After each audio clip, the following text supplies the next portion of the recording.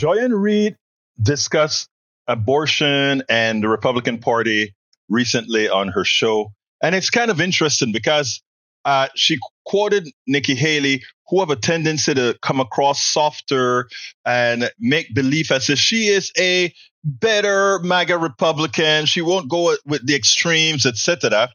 But after talking to Matthew Dowd on the show, things kind of look quite a bit differently because, again, the facade is quite a bit different from the reality. I want you to listen to this, and then we'll take it on the other side. Nikki Haley is still trying to sell herself as an alternative to Donald Trump and Ron's 6-week abortion ban DeSantis on the subject of abortion. Last night, she told Iowa voters at a town hall on Fox that the fellas just don't know how to talk about abortion. Let me read you just really quickly. This is a piece from a New Yorker article about what does seem to be a case of a woman in Texas dying as a result of not getting an abortion. None of the records from when Yenny was alive acknowledge that given her multiple underlying conditions, an abortion would have increased her chances of survival. Only the autopsy put it plainly. Pregnancy creates stress on the heart and can exacerbate underlying heart disease and cause hypertensive cases, the medical examiner wrote in naming pregnancy as a factor in Yenny's death. Some of the medical professionals involved in it, briefed about her care, have been haunted by the question of whether sins of omission were committed. They have asked themselves if responsibility for her death resided in part with the new laws that suppress free discussion, both among doctors and with patients, about therapeutic abortion. Had fear of legal repercussions trumped compassionate care. This woman had what would have been considered a late-term abortion. She didn't have one, and she died. Is that going to become a story that haunts Republicans going into this election? Yeah, I think it's going to become multiple stories in this. I mean, and in my own personal story from years ago, the trauma that happens in the course of this because of state laws is going to be repeated over and over and over again, whether it's the death of somebody or it's just the what a couple or a woman has to go through in the midst of this, whether she has to flee the state, can flee the state, whatever it happens to be. And this goes to your lead in on this is the Republicans don't seem to care who gets hurt, right? Like thousands of people died from COVID because of Republicans and Donald Trump's stance on this. Thousands of people are dying from gun violence because of a refusal to do anything with common sense gun reform. And now they pass and push through policies on abortion that are resulting in same trauma, same victims, same all of that. They don't care. Yeah. And the thing about it is Nikki Haley is supposed to be the alternative, right? But she has said she would have signed a 6-week abortion ban where she's still governor of South Carolina, same as Ron DeSantis.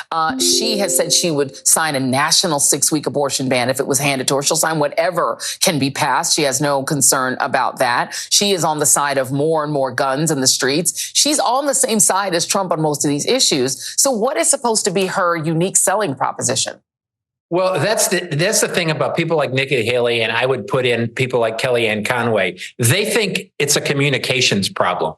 They think there's a marketing issue here. It's like a restaurant who's poisoning people. And they said, I think the problem is we need to change the color of the menu and rearrange the tables. That's what they think the problem is, when the problem is you're poisoning people. And in this case, you're hurting people in this. And it's this idea that somehow marketing or words will fix a fundamental problem, which is taking away a freedom for over half the population of the country. You know, the thing I have heard from some people, though, is that Donald Trump is such a danger to democracy that they would take a Nikki Haley just because she would be terrible on policy. She would be terrible for women, terrible for people of color. I mean, she thinks she's not sure where slavery happened, but she would leave office when her term was over. Well, I would say there's no normal Republicans today. So it would be the non-Trump person, because I actually think in many ways that what Nikki Haley presents is actually in some ways worse than Donald Trump, because we understand who Donald Trump is. But Nikki Haley puts on this faux idea that she's somehow a leader and somehow has integrity and enables and agrees with Donald Trump every single step of the way. And that to me is, Donald Trump is who he is. We can see it. We have it. He talks about it. But Nikki Haley puts on a halo and then walks around and does exactly what Donald Trump wants. Matthew Dowd nails it. It turns out that the problem is that the Republican leadership, the MAGA Republicans, simply do not care about how their policies affect women and those that they affect negatively. It's just a statement of fact. They don't care. Earlier in the chatter, Joy-Ann Reid showed an incident where a woman died because the medical system was scared to take care of her, pending litigation or pending how it's ultimately going to come out with these laws that are tough on women, that tries to control women's bodies. But again, Matthew Dowd nails it.